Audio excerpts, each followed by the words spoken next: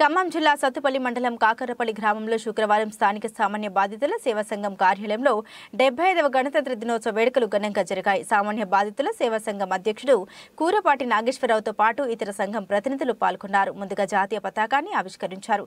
ఈ సందర్భంగా వారు మాట్లాడుతూ 200 ఏళ్లుగా బ్రిటిష్ పాలనలో ఉన్న భారతదేశం ఎంతో మంది అమరుల ప్రాణత్యాగాల ఫలితంగా 1947 ఆగస్టు 15న స్వతంత్ర భారతదేశంగా అవతరించిందని, అలాంటి స్వతంత్ర భారతదేశంలో 1950 జనవరి 26వ తేదీ నుండి భారతరత్న డాక్టర్ బాబాసాహెబ్ అంబేద్కర్ ద్వారా కుల మతాలకు అతీతంగా రచించబడ్డ రాజ్యాంగం అమల్లోకి వచ్చిందని, ఈ సందర్భంగా ఈ గణతంత్ర దినోత్సవ వేడుకలు జరుపుకోవడం సంతోషంగా ఉందని అన్నారు.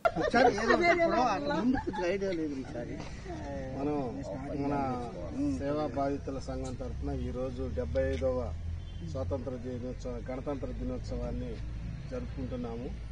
మనకు 200 సంవత్సరాల క్రితం 200 సంవత్సరాలు బ్రిటిష్ పరిపాలనలో ఉన్నటువంటి మన భారతదేశాన్ని ఎందరో మహానుభావుల యొక్క త్యాగ ఫలితంగా 1947 ఆగస్టు 15వ తేదీన స్వాతంత్రం రావటం జరిగింది.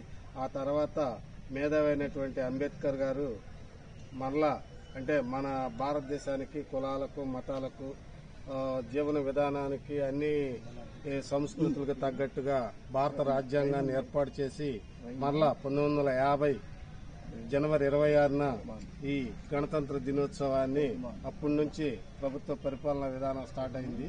ఆ విధంగా ఈరోజు మన భారతదేశం అంతటాగా కూడా ఈ గణతంత్ర దినోత్సవాన్ని జరుపుకోవడం జరుగుతుంది. కాబట్టి మనం ప్రతి ఒక్కళ్ళము ఈ గణతంత్ర దినోత్సవాన్ని జరుపుకొని మన సేవా బాధితుల సంఘం తరఫున కూడా జరుపుకుంటున్నాం. ఈరోజు ఎంతో ఆనందంగా ఉంది.